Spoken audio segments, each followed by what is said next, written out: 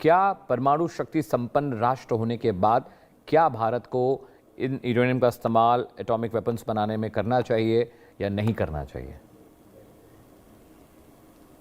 Namaskar, Amit ji, and namaskar to all my fellow panelists. And I am really very humbled to be part of such a panel. They are very renowned people of their own sector. So I would like to say by saying that कि देखिए ये तो personal अधिकार है। ये तो अगर हम बात करें तो ईरान और अमेरिका के राइट्स की और रसिया के राइट्स की, तो ये मेरा अधिकार है कि मैं अपने डिफेंस के लिए क्या लोगों को डर दिखा सकता हूं, क्या डिटरेंस क्रिएट कर सकता हूं। ये सब जानते हैं कि न्यूक्लियर वॉर बड़ा मुश्किल है आज के सिनेरियो में।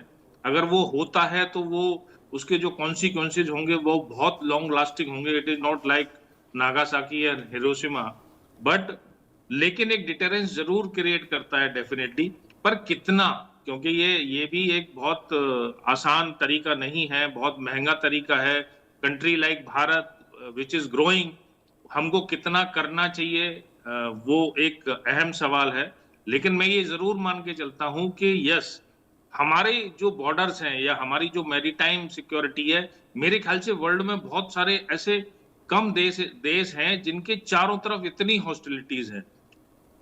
तो जो भी उसके लिए हमें जरूरत है, हमें डेफिनेटली करना चाहिए। That is number one. दूसरा मेरा जो पॉइंट है वो ये है कि अब जब America, China, Russia, Ukraine, America, Iran, Israel, Iran, ये जब चीजें हो रही हैं ना, तो सर्कमस्टांसेस वर्ल्ड के बहुत चेंज हो रहे हैं। ठीक है, ये जब इस तरह के सर्कमस्टांसेस आते हैं ना, तो कई बार फ्रेंडशिप कन्वीनियंस की भी हो जाती है।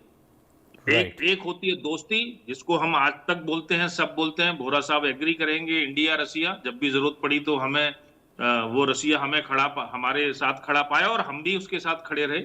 और कुछ दोस्ती होती है इन कन्वीनियंस की। अब हम इंडोनेशिया की बात करें या ऑस्ट्रेलिया की बात करें, देखिए जब नई पार्टनरशिप बनानी पड़ती है तो उसके लिए पुरानी चीजें भूलनी पड़ती है। उसके लिए दो चीजें भारत के पास जो बहुत जरूरी है वो है एक स्टेबल डेमोक्रेसी, एक स्टेबल नेता, और वो नेता जिसका करिश्मा वर्ल्ड पूरा गुणगान कर रहा है, तो इसका बहुत इंपैक्ट होता है।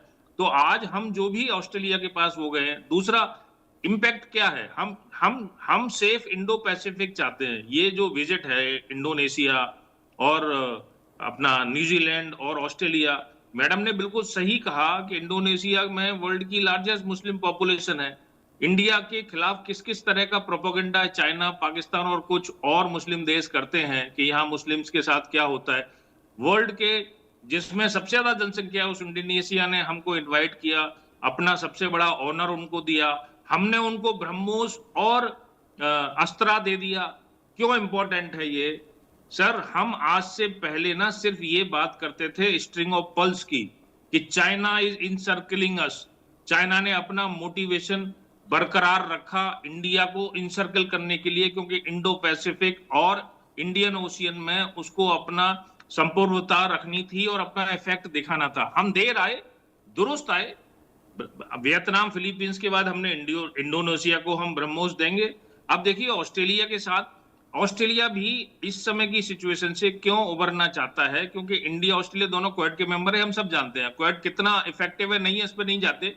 लेकिन इंडिया ऑस्ट्रेलिया हमेशा ये बात करते रहे हैं कि फ्री, ओपन और इंक्लूसिव इंडो पैसिफिक होना चाहिए, जिसमें मैरीटाइम कॉर्पोरेशन हो, नेवल एक्सरसाइजेस का। अभी अभी हमें इनविटेशन भी आ गया ऑस्ट्रेलिया से, जो उनकी तालिस्मान एक्सरसाइज होती है। उससे पहले हम बहुत सारी एक्सरसाइज के पार्ट रहे हैं। हम उनके साथ ट्रेड को $100 बिलियन करना चाहते हैं। तो ये सब बहुत वेलकम स्टेट है। 2030 तक शायद 100 बिलियन का जो टारगेट है, और इसके लिए ऑस्ट्रेलिया हमारा जापान के साथ बहुत ही इंपॉर्टेंट पार्टनर है। और ये एक मैसेज देता है वर्ल्ड को कि हम स्लीपिंग पार्टनर नहीं है, हम एक्टिव पार्टनर हैं क्वाड में, और India is taking lead in that.